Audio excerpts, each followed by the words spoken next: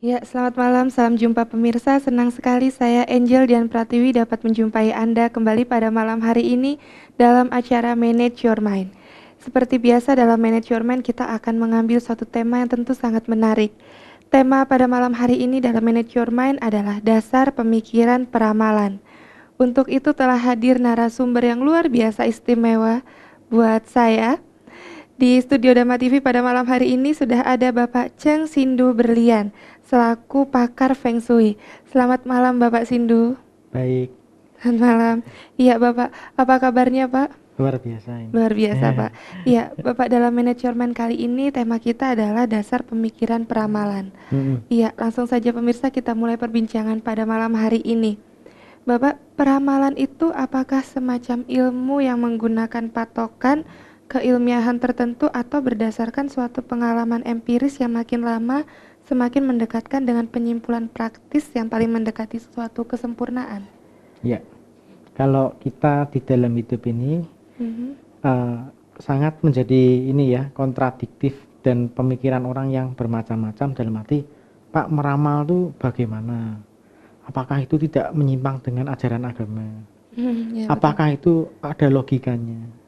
Apakah itu bisa dipertanggungjawabkan? Betul. Apakah itu punya dasar parameter untuk dijelaskan? Nah, kalau kita berbicara dari parameter kehidupan, kita harus mengerti bahwa segala sesuatu itu pasti ada satu hukum sebab akibat. Jadi kalau kita bertanya terhadap suatu masalah, pasti kita jadinya gini, kok bisa begini tuh? Kenapa ya? Mengapa ya? Bagaimana ya? Alasannya apa ya? Dasarnya apa ya? Parameter pengertiannya apa? Lalu kalau betul-betul terbukti itu, solusinya apa? Kemudian tindakan teknisnya harus bagaimana? Mohon petunjuk ini. Begitu istilahnya begitu ya. Jadi kita tuh segala sesuatu harus jelas dasar pengertiannya tuh. Kenapa, mengapa, bagaimana, alasannya apa, solusinya apa, parameter pengertiannya apa, kemudian tindakan teknisnya harus bagaimana. Itu nanti yang akan kita bahas. Iya, gitu. Nah, kalau memang ada, apakah parameter tersebut dan ada beberapa jenis parameter itu, Bapak? Ya. Kalau kita berbicara parameter manusia, kenapa ada seseorang itu yang mudah sukses, tapi kenapa ada orang yang kok kerjanya kok seret ya Pak? Kerja apa-apa kok nggak bisa jadi. Gagal terus Nah, seperti itu, Bapak. itu kita jelaskan pertama yaitu dari faktor langit dulu. Mhm. Faktor langit itu meliputi satu adalah takdir. Jadi kita itu lahir tahun berapa, bulan apa, hari apa, jam berapa, dari orang tua siapa, di kota mana, jadi laki atau perempuan, suku bangsanya apa. Kita tidak bisa memilih. Tuhan sudah menetapkan. Betul. Ya, itu takdir. Yang kedua adalah nasib. Kalau istilah kerennya hoki. Hoki. Ya, itu mungkin istilahnya sudah cukup keren. Mhm. Kita harus jujur bahwa hoki itu memang ada kuotanya, jatah. Tapi kita perempuan menggunakan angka ya. Ada orang yang dipercaya Tuhan 5, ada yang dipercaya Tuhan 10, ada yang percaya 20, ada yang dipercaya 100. Nah, apakah orang yang jatahnya sedikit tidak bisa berkembang? Belum tentu. Apakah yang jatuhnya banyak, jatahnya banyak, dia pasti sukses? Belum tentu. Dalam sebuah perlombaan, apakah orang yang start pertama itu pasti juara? Belum tentu. Apakah yang startnya paling akhir tidak bisa juara? Belum tentu. Karena hidup manusia ditentukan oleh nasib dan waktu. Jadi ada periode waktu menentukan perputaran itu kapan kita bisa sukses, kapan kita masa yang kurang baik. Jadi pengertian begini. Kalau dalam strategi perang Cina Sun Tzu kan berkata, tahu kekuatan diri, tahu kelemahan diri. 100 kali aku berperang, 100 kali aku menang. Tapi seringkali kita tidak mengerti. Pak, ya taunya kekuatan tuh di mana, lemahnya aja nggak tahu. Bagaimana mau menang? Betul. Tapi seringkali slogan-slogan dikatakan sebagai motivator. Wah, tapi juntrungannya bagaimana? Teknisnya tuh harusnya bagaimana? Nah, itu yang harus dipertanyakan, ya. Kemudian itu kita bicara faktor hoki kan, punya jatah. Jadi bisa makin berkembang, bisa juga habis. Tergantung pengelolaan dalam perjalanan waktunya. Kemudian faktor ketiga adalah faktor bumi, yaitu apa? Feng Shui rumah kita. Ya. Seringkali orang bicara, Pak, Feng Shui itu apa sesuai dengan ajaran agama? Ilmiah enggak? Apa itu enggak klinik? Pertanyaan itu sudah terlalu sering ditanyakan. Dan saya akan menjawab bahwa Semua itu kalau ada dasar parameternya, kita tidak bisa bicara itu klinik. Karena apa? Kalau kita bicara sejarah Feng Shui, ilmunya sudah 5.000 tahun. Kalau itu nggak ilmiah, kalau itu nggak logis, mungkin hari ini sudah punah. Tapi hari ini makin berkembang dan makin dipertanyakan Makin orang. dipercaya juga ya Betul. Pak ya. Bahkan di negara barat, di mana negara yang mengandalkan logika, hari ini kalau kita internasional konvensional Feng Shui, 50% pembicaranya itu orang kulit putih, orang bule. Nah, dari Kanada, dari Amerika, dari Australia, itu mereka bukan orang Chinese, Australia, orang bule yang hadir dan sebagai speakernya. Saya ketemu juga dari Polandia juga, orang bule, bukan orang Chinese Amerika, enggak, orang bule semua. Dan mereka kalau Feng Shui itu tidak logika, mana mungkin orang bule mau mempelajari. Mereka akan berkata bullshit itu, nggak logis, akan diserang habis-habisan. Tapi dengan pembuktian hari ini, 5 tahun lalu, real estate konvensional internasional, 5 tahun lalu broker properti di Amerika tuh ada yang pakai Feng Shui, ada yang tidak, masih kontradiktif. Ada yang setuju, ada yang tidak setuju, ada yang percaya, ada yang tidak percaya. Kemarin 2010, 100% broker properti orang bule pakai Feng Shui. 100%. 100% pakai Feng Shui. Kita sederhana saja. Kalau orang bule aja sampai punya memakai parameter itu, mereka pasti sudah mengamati pengamatan dan pembuktian. Kalau tidak terbukti, ngapain 100% itu mau menggunakan? Iya, betul. Ya, itu menjadi salah satu tolok ukur acuan. Faktor keempat adalah ibadah, karma, kebajikan orang. Itu menentukan kualitas sukses orang. Betul. Jadi saya tetap menerangkan ibadah loh.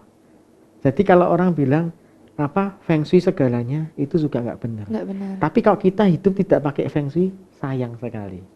Kehidupan kita tidak bisa maksimal dalam penataan ruangan. Contoh misal, kita punya dapur. Orang di Jawa selalu bilang apa? Yang penting dapur kita tuh ngebul. Ngebul, betul. Betul. Betul. Sekarang saya pakai logika aja. Selatan adalah api, utara, barat, laut itu adalah wilayah air. Ya, timur adalah kayu, barat logam. Kita pakai logika saja. Kalau seseorang, apalagi kalau punya rumah makan, dapurnya di sektor air, kira-kira dapurnya bisa ngebul nggak? Enggak. Kan tidak bisa maksimal, karena air memadamkan api. Iya. Tapi kalau dapur kita di sektor api dan kayu, dapur kita ngebul terus. Kita nggak bisa ngomong harus kaya, sangat berlimpah. Tapi hidup lebih dari cukup itu sudah awal yang baik. Betul. Ya, jadi kita pakai logika aja. Jadi kalau bicara Pak Feng Shui itu logika enggak? Sangat logika. Bisa dipertanggungjawabkan enggak? Sangat bisa dipertanggungjawabkan. Karena selatan wilayah api, utara adalah air. Mau ditanyakan di belahan dunia manapun, Tetap di negara sama. manapun, Anda mau di Asia, mau di Eropa, mau di China, ya, selatan tuh ya api, utara tuh ya air. Jadi kalau kita sampai salah dapur mau di belahan negara manapun, ya itu salah. Itu. Maka dalam ilmu penataan Feng Shui adalah ilmu untuk menata bumi, menata ruangan. Jadi kalau jujurnya itu adalah arsitek zaman purba. Feng Shui itu. Jadi kalau dikatakan itu tidak sesuai agama, ya mungkin perlu direnungkan dulu. Karena dalam parameter ini saya juga melibatkan agama, iman, kepercayaan, karma, kebajikan. Itu masuk dalam parameter. Itu parameter keempat. Parameter kelima adalah pendidikan. Pendidikan. Dan usaha dan berteman. Contoh begini. Ada orang sekolah tuh pandai, bahkan kumlot. Tapi nasibnya kok hari ini malah kurang bagus ya. Ada teman sekolah yang dulu berantem, bolos, nilainya pas-pasan, kadang sering mogok, ya kan? Tapi hari ini malah hidupnya lebih sukses. Kadang kan yang penting itu pembuktian kata akhir tuh. Buat apa pandai hanya dinilai rapot, tapi nggak sukses dalam hidup. Tapi syukur-syukur nilai rapot bagus, hidup ya sukses. Itu lebih bagus, ya. Jadi kesimpulannya apa? Faktor pendidikan itu mempengaruhi.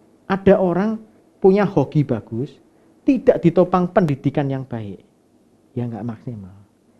Orang punya pendidikan bagus, tidak punya hoki, ya cuman jadi karyawan, nggak bisa maksimal. Ada orang punya hoki bagus, Feng Shui-nya jelek, sayang sekali. Mungkin ada, saya sering diginin orang, Pak Sindu, saya ini tidak percaya Feng Shui, buktinya saya sukses. Pabrik saya 20 loh Pak. Oh, harusnya kalau Anda ngerti Feng Shui, pabrik Anda mungkin 40. Tapi kalau Anda puas di 20 ya silahkan. Mungkin, ya kan? Jadi hidup ini apa? Dari 5 parameter ini, yaitu apa? Langit, bumi, manusia. Selain pendidikan apa? Berteman dengan siapa? Lalu usaha apa yang cocok dalam hidup kita? Itu menentukan kesuksesan hidup kita. Kalau kita sudah punya hoki bagus, feng shui bagus, pendidikan bagus, salah usaha ya nggak maksimal. Kemudian kita punya feng shui bagus, pendidikan yang bagus, nasib takdir yang bagus, salah berteman saja bisa bubar. Jadi pertanyaan hari ini, Pak, mana yang paling hebat? Tidak ada yang paling hebat. Semua ini harus ada dan kita butuhkan. Jadi kita dalam hidup ini harus punya hoki yang baik, nasib yang baik, feng shui yang baik, percaya dengan Tuhan, ibadah yang baik, juga punya pendidikan yang baik, teman yang baik, dan usaha yang tepat. Jadi tidak ada yang paling hebat sekali lagi.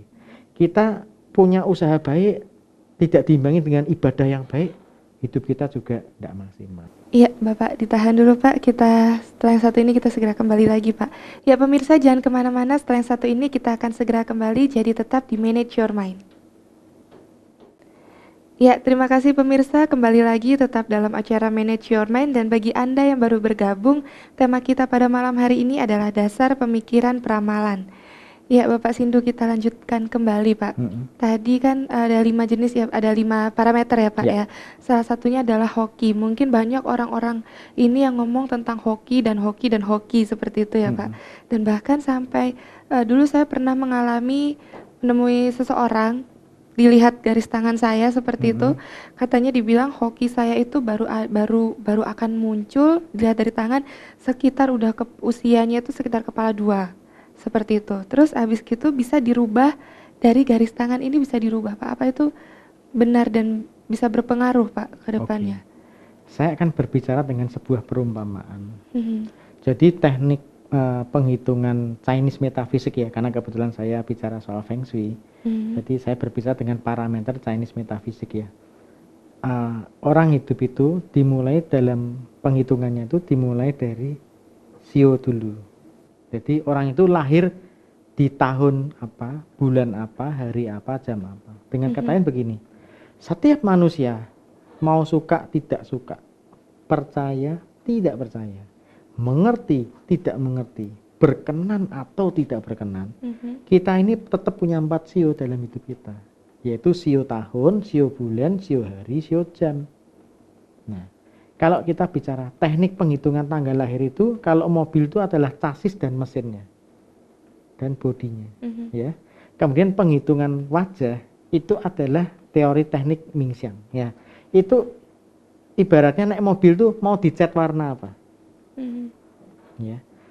Kemudian kalau garis tangan, ya, itu mungkin variasi tambahannya lagi. Jadi kalau yang bicara yang basic itu adalah dimulai dari tanggal lahir. Karena itu adalah basic utama dari sebuah mobil, ya. Karena gini, wajah bisa berubah. Contoh, tanggal muda sama tanggal tua aja wajahnya udah beda.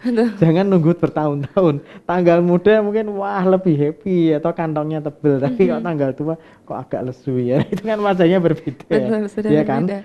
Nah, sekarang kalau kita bicara mobil mau dicat nggak dicat, tetap dia bisa jalan. Tapi kalau mobil dicat bagus, mesinnya mogok ya nggak bisa jalan. Jadi teknik penghitungan yang basic itu adalah dimulai dari tanggal lahir dulu. Manusia bisa jadi gemuk, bisa jadi kurus, bisa ceria, bisa gembira, bisa juga cemberut. Tergantung segmen waktu, ya kan? Tapi kalau tanggal lahir itu tetap. Nah, itu perbedaannya di situ. Ya, jadi itu teknik kalau bicara apakah garis tangan itu akurat atau tidak. Masing-masing punya keakuratan di sisi yang berbeda. Gitu. Begitu, ya.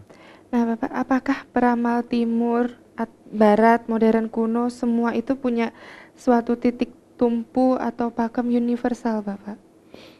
Kalau kita bicara awalnya, itu pasti adalah, kalau orang Jawa bilang ilmu niteni, ilmu titen ya. Jadi, kenapa kejadian ini? Contoh begini.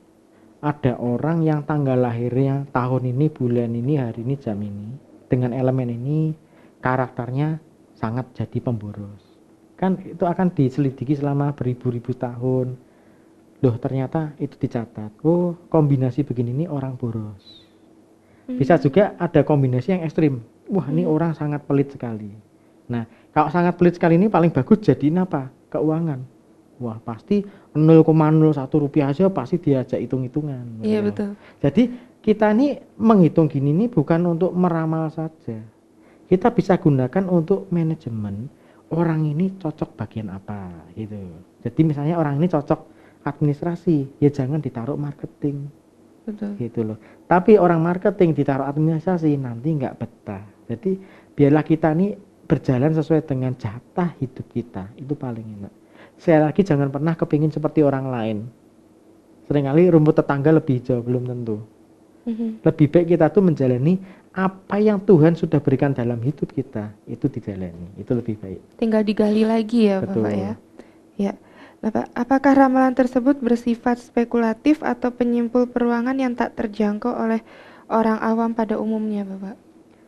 Kalau dikatakan spekulatif, saya bilang tidak.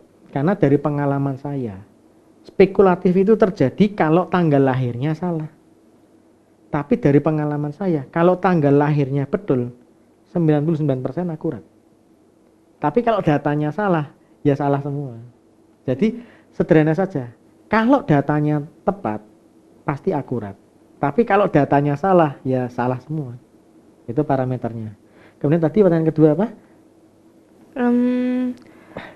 Bersifat spekulatif atau penyimpul ruangan yang tak terjangkau oleh orang awam pada umumnya. Ya dikatakan tidak terjangkau orang pada umumnya kan karena memang tidak banyak orang mempelajari ini. Makanya itu. Sekali lagi, ada orang yang berminat, ada orang yang berbakat. Disinilah akan terjadi pembedaan. Ada orang yang sekedar hura-hura saja. Jadi disinilah akan terbukti dan teruji apakah seseorang itu berminat atau berbakat. Seringkali orang bilang gini, feng shui itu nggak logis lah, karena sulit dipelajari. Sulit bagi yang nggak bisa, tapi bagi yang bisa itu ya nggak sulit. Contoh begini, wah orang itu hebat ya, kalau nyetir mobil ngebut hebat. Kenapa dia bisa hebat ngebut? Kan bukannya lahir jebrol langsung bisa, karena dia berlatih secara berulang-ulang. Betul kan? Misalnya ada orang yang masak hebat sampai masakannya bisa terbakar api, sehingga masakannya kerasa sedap. Iya, betul. Nah mungkin kita mandang, wah hebat ya. Padahal mungkin buat tukang masak itu, enggak, saya ini udah terbiasa. Sehingga itu terjadi gitu. Kita bukan bidangnya merasa, wah hebat ya itu orang itu bisa masak. Tapi kalau bagi orang yang memang bisa masak, dengan peralatan yang sama saya kira, oh saya pun juga bisa gitu. Jadi sekali lagi, Tuhan itu sudah memberikan karunia kepada kita tuh masing-masing, berbeda. Jangan ingin seperti orang lain. Jadilah kita ini diberikan Tuhan karunia apa? Kita jalani. Ada yang punya jatah hidup sebagai penyanyi, pembicara, sebagai bisnismen, pemimpin agama. Ya, Tuhan itu sudah ngasih jatah sendiri-sendiri. Jadi kita tidak perlu menghakimi antar profesi orang. Kalau saya berjalan hari ini dengan punya banyak pengalaman kasus yang berbeda-beda, saya cenderung tidak pernah menghakimi orang. Kenapa? Biarlah orang itu berjalan sesuai jatah hidupnya. Begitu. Mungkin ada orang yang begini, orang itu jadi idealis dan perfeksionis. Contoh, mungkin buat orang yang agak hidupnya gerusa-gerusa, orang uang 0,1 aja kok dihitung. Iya kan? Mungkin buat kita ya ampun mas gitu aja kok diajak berantem. Kadang nih saya pernah ketemu orang di perusahaan besar, keuangannya hanya kurang 100 rupiah. Dia tagih dengan marah-marah sama telepon. Ya itu teleponnya aja sudah lebih dari 100. Tapi demi kepuasan, uang 100 itu ditagih. Harus jangkep 100. Harus genap. Padahal buat kita ya ampun terpaut 100 saja kenapa sih ribut. Nah, tiap orang berbeda-beda gitu. Mungkin buat seseorang hanya senilai 100 rupiah ini dianggap sebagai sebuah ketidaksetiaan. Tapi buat orang lain bisa mandang, wah masuk uang 100 saja kok dimasalahin sih marah-marah begitu gitu. Apa hilang 100 rupiah itu jadi miskin. Nah, itu kan itu yang tiap orang itu berbeda-beda. Ya Bapak. Nah Pak, apakah misalkan tadi seperti kayak orang yang awam gitu ya, seperti saya Pak, terus tertarik dengan feng shui seperti itu, pengen bisa seperti itu apakah bisa dipelajari atau harus dari kecil mungkin mempelajari itu, atau dari pertengahan usia juga sudah boleh bisa gitu Pak? Enggak, kita anggap bahwa feng shui itu pelajaran sekolah umum. Ada yang kelas PAUD misalnya. Yang benar PAUD, nol.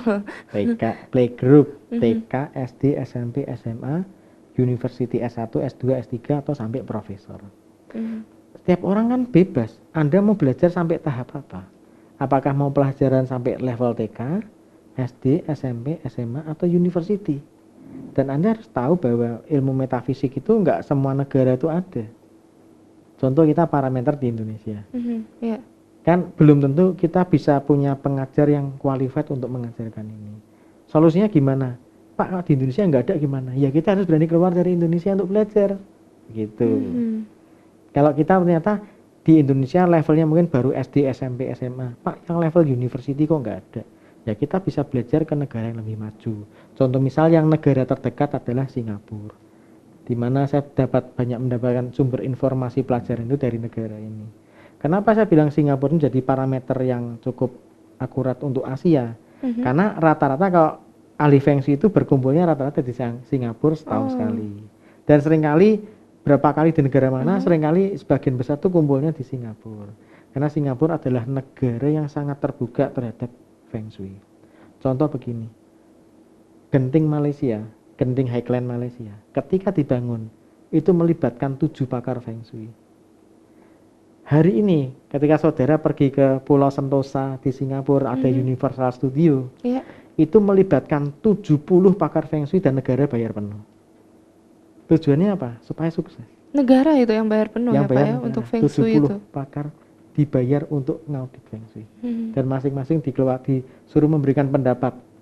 Ini bagaimana, ini bagaimana. Mhm. Sekarang kalau apakah kita sederhana saja? Apa Singapura itu negara goblok? Kan nggak mungkin.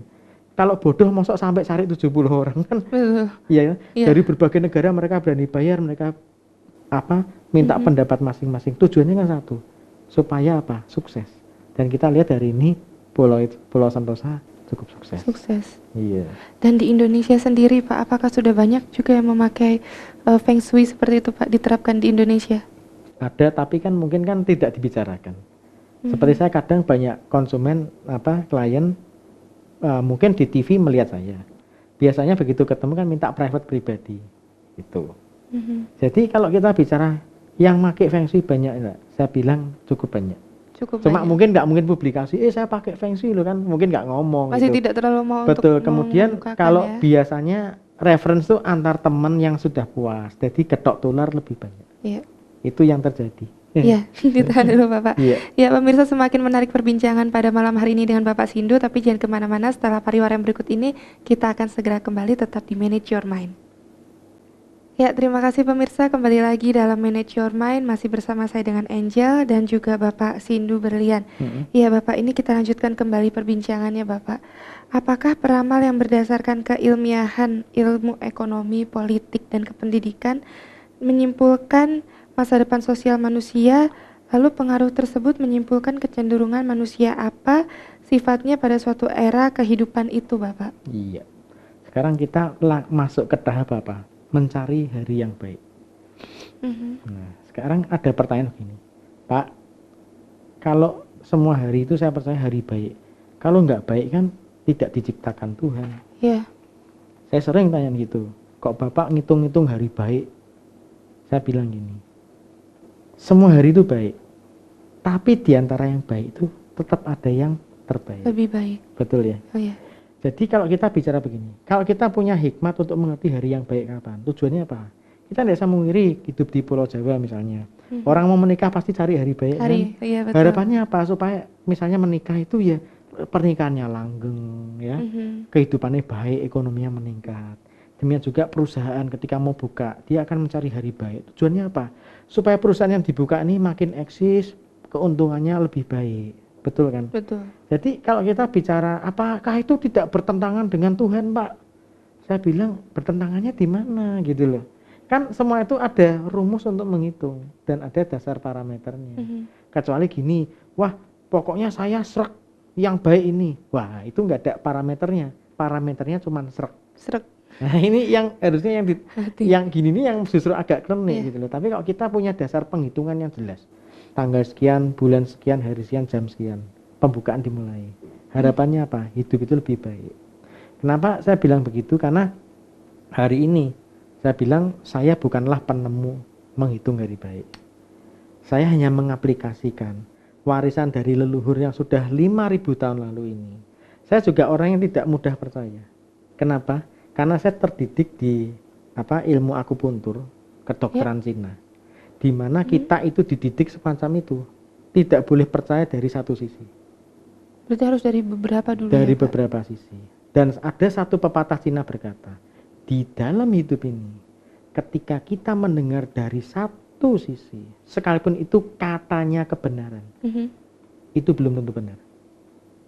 Bahkan ekstrimnya bisa jadi itu sesuatu kegelapan. Kalau Anda mau tahu terang, Anda harus melihat dari sisi utara, barat, selatan, dan timur. Setelah itu barulah kita mengambil kesimpulan. Itu nasihat. Mau diterapkan atau tidak terserah. Ya. Jadi contoh begini, Pak, ngitung hari baik itu apa benar sih Pak? Gitu. Apa iya? Ya dibuktiin aja. Yang memulai hari baik itu sekian bulan, sekian tahun, hasilnya gimana? Segala sesuatu harus kita lihat buahnya. Terbukti nggak gitu loh. Gitu. Kan kalau kita hari baik itu bisa kita pergunakan untuk pertanian juga. Jadi jangan dikira hanya untuk sebagai peramalan nasib, salah. Karena kalau kita lihat dari kalender penghitungan hari BR ini, itu sebenarnya kalender petani awalnya. Jadi kalender petani itu begini. Misalnya menanamnya tuh hari apa, jam berapa. Kemudian waktu membasmi yang paling bagus tuh, membasmi hama itu ada jam yang baik. Contoh misal gini, Pak, saya pengen punya bambu kualitas baik. Nah, motongnya bambu antara jam 9 sampai jam 1 siang. Itu jam terbaik untuk motong bambu. Misalnya begini, ada satu bambu dipotong jam 11 siang sama bambu yang dipotong jam 4 sore. Ya. Sama-sama nanti dilihat, pasti awet yang dipotong jam 11 siang. Kenapa? Karena jam 11 siang itu jam paling padatnya sebuah partikel kayu. Dan itu jamnya kuda. Dan itu kuda itu kan simbol kekuatan. Jadi boleh dicek, ada dua bambu bersebelahan. Berarti kan tanahnya tidak beda jauh. Iya. Yang satu dipotong jam 11, yang satu jam 4 sore. Kita uji bersama. Pasti awet yang jam 11. Kan menarik kan? Wah Pak, kok Feng Shui kok bisa untuk pertanian? Sangat bisa. Kok baru tahu setengah sekarang Pak? Ya mungkin selama ini belum ada yang mengungkapkan. Kebetulan hari ini saya mengungkapkan. Gitu aja. Jadi bukan barang baru. Saya bukan penemu dan saya bukan barang baru. Ini adalah barang yang sudah bernilai ribuan tahun. Apakah masih relevan diterapkan di zaman modern ini?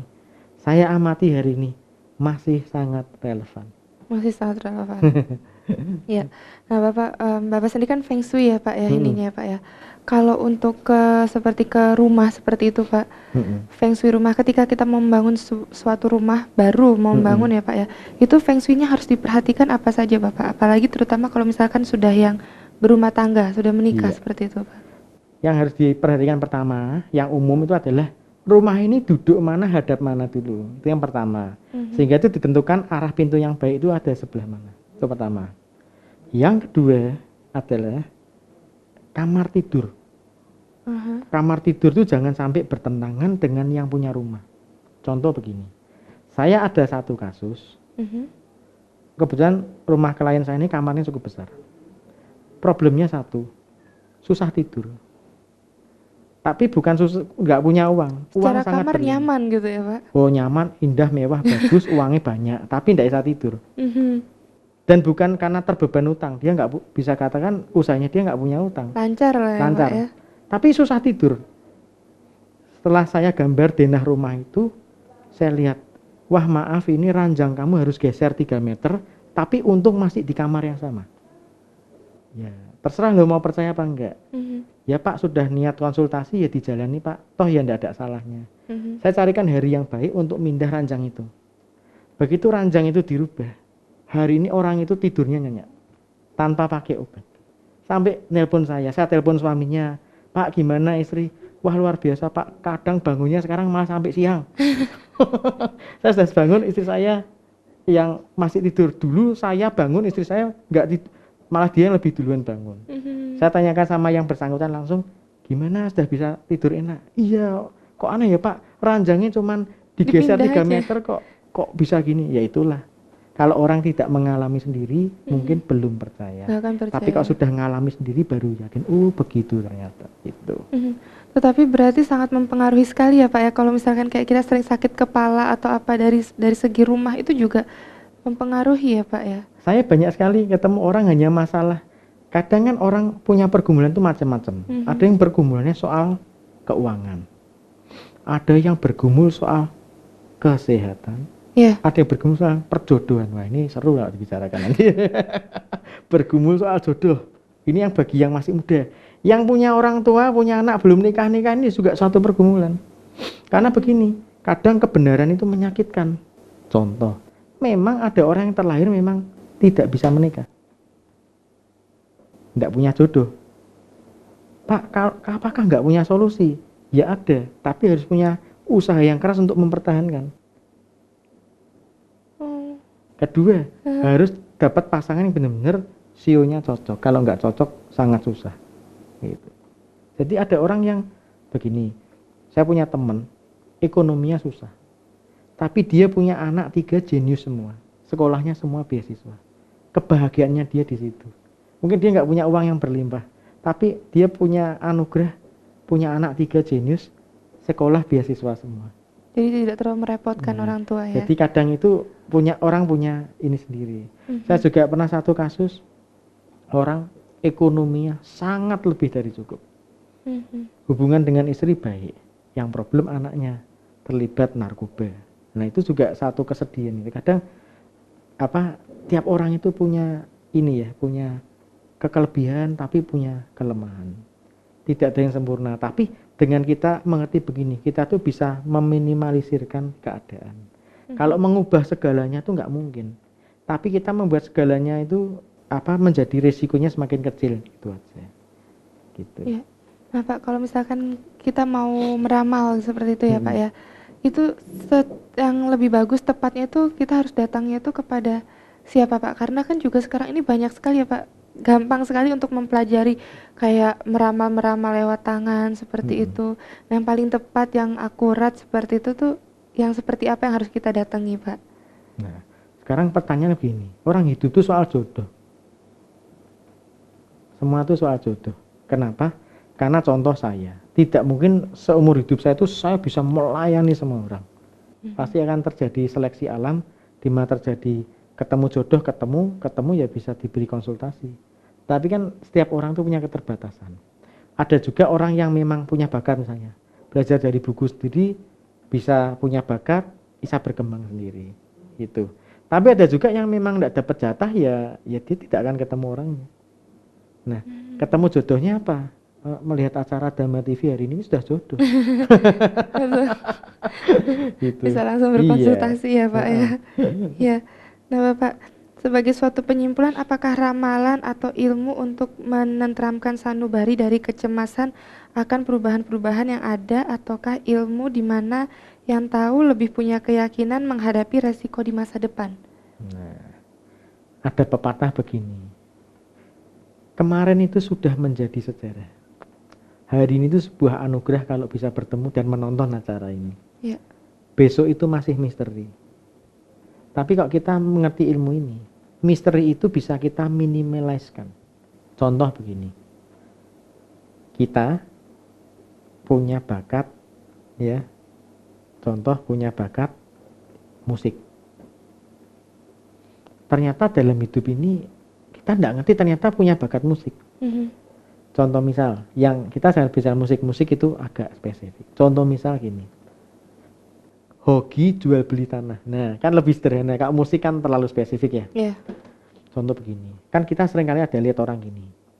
Ada orang kok gampang sekali dapat rumah tanah murah, kalau jual bisa mahal. Iya. Ya. Tapi ada juga yang ngeluh gini, Pak saya tuh beli mahal, jual lebih murah. Murah. Itu terjadi. Nah, seringkali orang bertanya-tanya, kok bisa begini tuh kenapa? Saya menjadi konsultan beberapa agen properti yang mungkin tidak saya sebutkan namanya. Kebetulan orang ini yang punya agen properti yang cukup terkenal di Indonesia. Saya sebutkan Anda pasti tahu lah, cabang di Malang, Surabaya banyak broker properti ini. Dia ini usaha properti tapi nggak pernah untung dari properti. Nah, aku bilang, ya kalau kamu nggak untung kok berani buka gini? Ya sudah terlanjur. Lah, saya ini gini Pak Sindu, aku kan sudah terlanjur nih investasi kantor sekian banyak karyawan. Aku nggak punya hoki di sini. Ya oke, saya mengakui. Memang betul sih diomong Pak Sindu, saya nggak ada hoki di properti dan memang terbukti hari ini nggak bisa untung banyak. Itu betul Pak. Saya disudutkan. Sekarang solusinya apa buat saya? Solusinya, coba saya lihat istri kamu. Kebetulan istrinya ini punya hoki di properti. Oh iya. Kalau dalam ilmu fungsi ada bintang namanya bintang Cowe di sektor properti. Itu disebutkan apa? Bintang properti ada kaisarnya. Kalau seseorang pemimpin agama mau merek apapun, kalau dia tuh punya bintang Cowe di propertinya, biasanya dia punya rumah ibadah besar, umatnya banyak. Nah, ini kan kontroversi kan. Kok ada yang umatnya banyak, kok ada yang umatnya nggak banyak. Ternyata rahasia di situ. Karena saya kenal beberapa pemimpin agama yang punya umat besar, saya amati dalam perjalanan nasibnya, ternyata memang punya bintang kekaisaran di sektor properti. Demikian juga pengusaha properti yang punya bintang ini, dia tuh bisa punya dapat tanah murah, nanti jualnya bisa tinggi. Nah, saya buktikan gini, ternyata yang punya istri kamu nih, dia bilang, wah, istriku gak suka gak seneng. Aku bilang memang gak suka, tapi punya hoki. Dia punya seperti itu ya Pak. Nah, sekarang gini, nek ndak punya hoki sama punya hoki, solusinya bagaimana? Saya bilang, gampang aja, dibuktikan saja. Wah Sindu, kelihatannya nek aku ngomong sendiri sama istriku, aku nggak mau. Tolong ya, besok istriku tak ajak ke kamu, kamu yang ngomong sendiri ya ke istriku. Saya kasih tahu pengertiannya. Kamu punya hoki di properti. Ya terserah mau dipakai apa enggak. Tapi you punya hoki. Wah Pak, di hati aja nggak ada Pak. Ya memang di hati nggak ada, tapi you punya hoki di sini. Ya terserah, saya bilang begitu. Akhirnya, ya udah, pembuktiannya gini aja, 100 hari pertama dibuktikan. Betul nggak yang saya ngomong? Kalau berhasil ya silahkan Anda nikmati, gagal pun ya yuk kita cek bersama. Saya bilang gitu. Lalu, oke, buktiin. Nah, ada satu properti di Jalan Raya Utama. Ini rumah tua reot, jadi orang bilang ini beli tanah doang, tanahnya aja.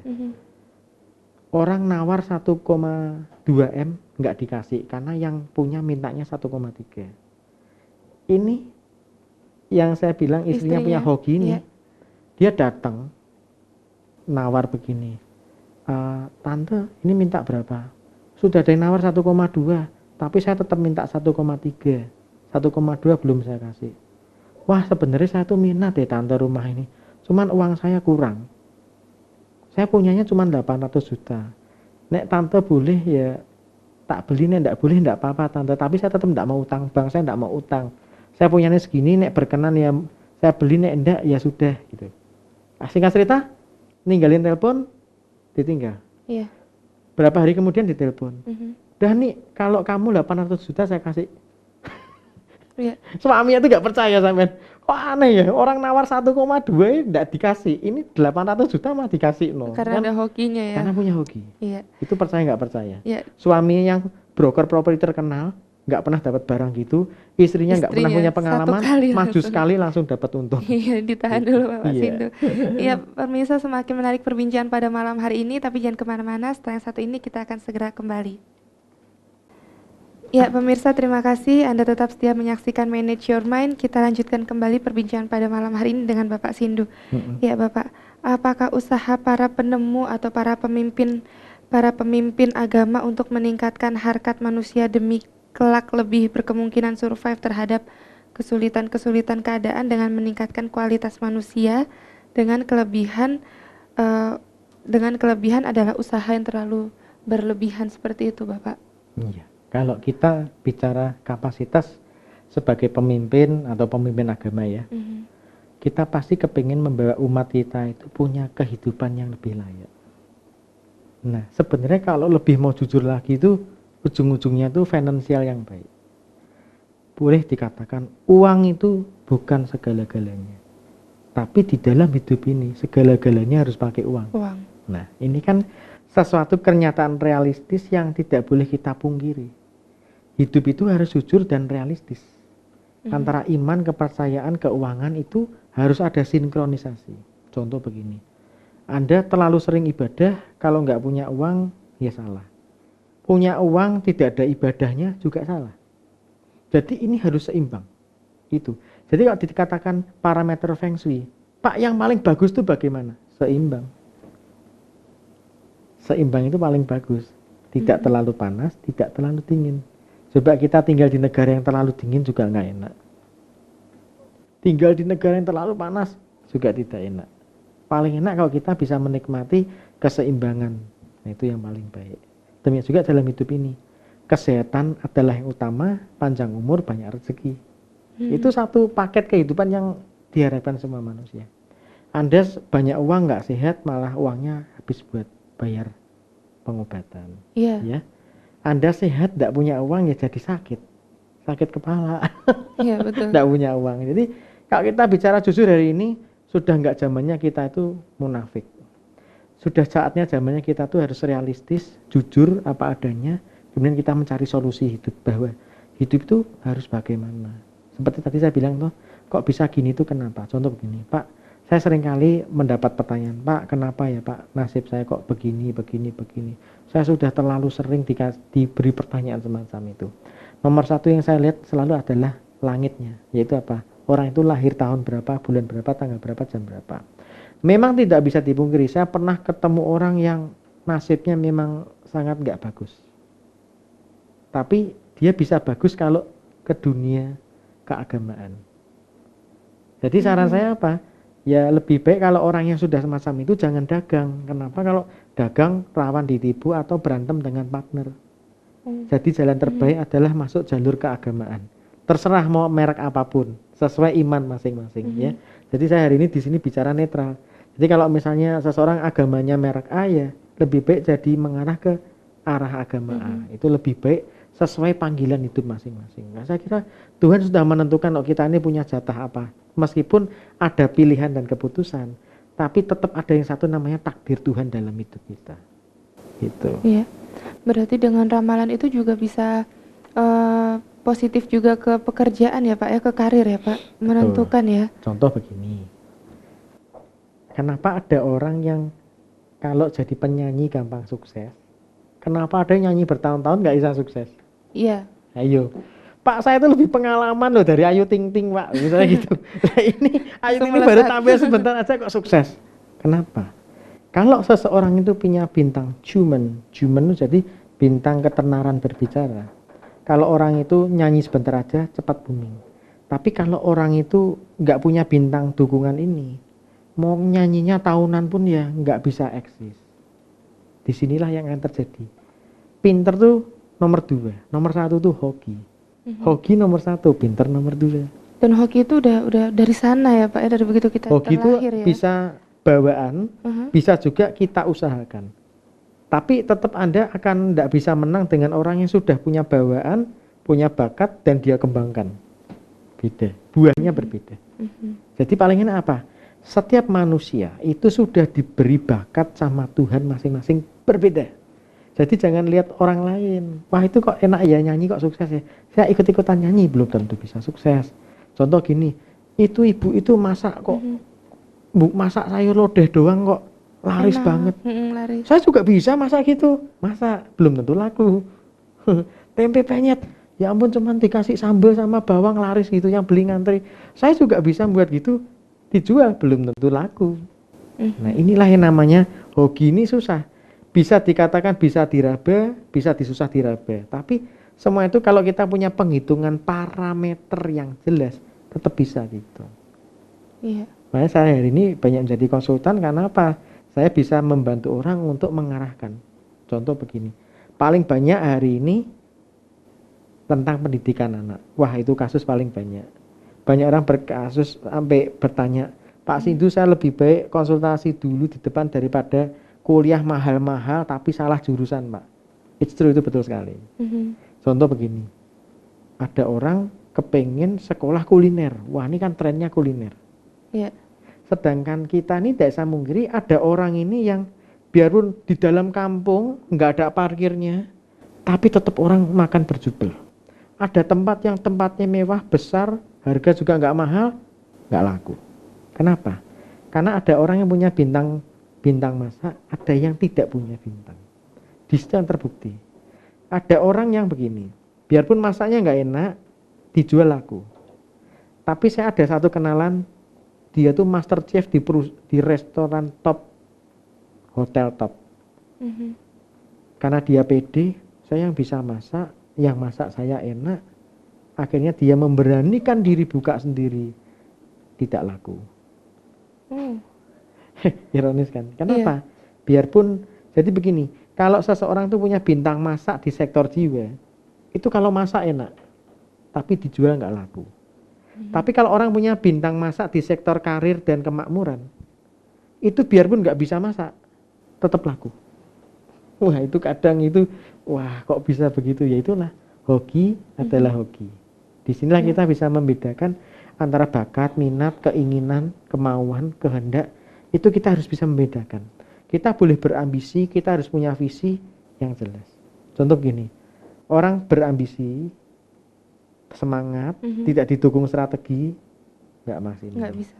Ada orang semangat, tapi nggak mau jalan, mimpi, gitu loh. Jadi yang paling baik apa? Punya semangat, keinginan, kemauan, kerja keras, dan syukur punya hoki. Pasti. Saya pernah juga sering gini, saya bilang, orang ini nggak cocok buka restoran, tapi ngotot. Pak, saya percaya sama Tuhan, Pak. Pasti Tuhan menyertai saya. Oh ya, saya setuju. Tapi kalau ndak bakatmu ya mbok jangan dipaksa gitu loh. Kan ndak harus hidup itu buka restoran. Iya, masih bisa yang lain. Saya kasih pengertian gitu. Lah apa Pak usahanya? Ternyata dia cocok malah dijual beli properti. Saya arahkan, kamu jangan ngotot, kalau jangan ngikut seperti orang lain. Pak, tapi kan masakan ini lagi booming, Pak. Ya tapi nasibmu nggak di situ. Kenapa harus dipaksakan? Lebih baik kamu jual beli properti, itu lebih baik. Ya lagi sekalipun orang senang jual beli properti, kalau nggak punya hoki juga nggak bisa dapat barang bagus. Seperti yang tadi saya saksikan, ada orang nawar 1,2 M nggak dikasih, ini nawar yang ekstrim 800 juta. Itu nawarnya sudah antara minat sama tidak minat loh itu. Ternyata diberikan. Ya sudah rezekinya dia gitu. Iya.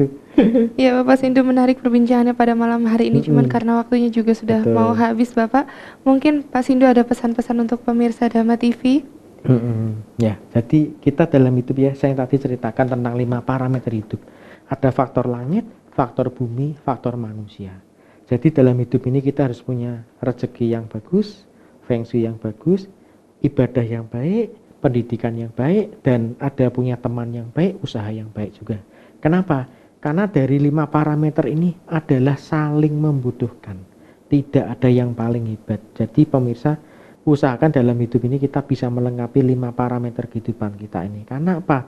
Dengan kita bisa mensinkronkan 5 hal ini, kehidupan kita pasti sukses. Mungkin nggak harus ngomong harus jadi kaya raya konglomerat, tapi hidup lebih dari cukup, itu saya kira lebih baik ya. Seperti ada pepatah, kemarin sudah menjadi sejarah. Hari ini adalah anugerah untuk bisa bertemu dan mendengar acara ini. Besok masih menjadi sebuah misteri. Tapi kalau kita dengan 5 parameter ini kita sinkronkan, misterinya itu tidak begitu menjadi misteri. Ya akhir kata, kesehatan adalah yang utama, panjang umur dan banyak rezeki. Ya. Ya, terima kasih Bapak Sindu karena pada malam hari ini sudah mau sharing tentang tema kita pada malam hari ini, yaitu dasar pemikiran ramalan. Ya, semoga kita dapat berjumpa lagi Bapak pada pertemuan yang akan datang. Iya. Pemirsa, akhirnya saya Angel Dian Pratiwi dan segenap kru Dhamma TV yang bertugas mengucapkan terima kasih atas perhatian Anda, dan jangan lupa saksikan terus acara Manage Your Mind setiap hari Selasa pukul 7 malam sampai dengan 8 malam. Sabe Sata Bhavantu Sukhitata, semoga semua makhluk berbahagia. Terima kasih Pak Sindu. Terima kasih.